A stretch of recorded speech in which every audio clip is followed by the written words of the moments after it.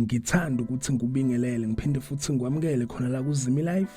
Sengiphinde ngabuya ke futhi nezama telenovela before ngihlale kodabeni. Cela ke mbukele ungakhohlwa ukuthi ke ulike and ke usubscribe. Namhlanje ngiphethe ama teaser ethonga angoMay, izinto nje ezibalulekile okumele uzilindele lapha kuloku ithonga kuyinyanga kaMay. So la ngizoqala ngendaba ke thinta uNtanzi, uThulisile noSanele. So baveza ukuthi ke uThulisile uzoba ke senkingeni ngenxa ukuthi ke uzohluleka ukwenza iproject yamanzi.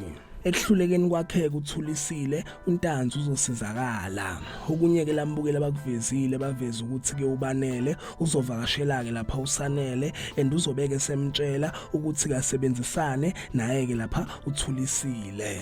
uSanele benoThulisile bazobeke sebenzisana kwiproject yamanzi, baphinde baveza ke la ukuthi ke uNtanzi uzozama ukuthi ke sebenzise lapha ulungelo ukuthi kenze intembi lapha kuThulisile. Enye into ke abaphinde bayiveza la baveza ukuthi ke uNtanzi uzokwenza iplan ukuthi ke uyise lapha umndeni wakwaMagwaza. Babeke sebeveza la ukuthi ke iconstruction yaMagwaza izoba ke nezinkinga and ke uBanele uzobeke sithatha over kumzimba wakhe kuSanele ngenkani. Ngidlule ngelapha kuAyanda laba veza ukuthi ke impilo kaAyanda izoshintsha njengoba ke ezobeke ehlushwa ngabaphansi, uzobeke lapha enobizo.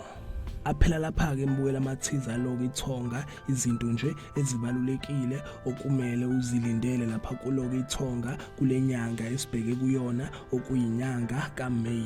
Cela ke mbukela ungakhohlwa ukuthi ke ulike and ke usubscribe. Ake ngithi ke nje danke ngiyazibongela.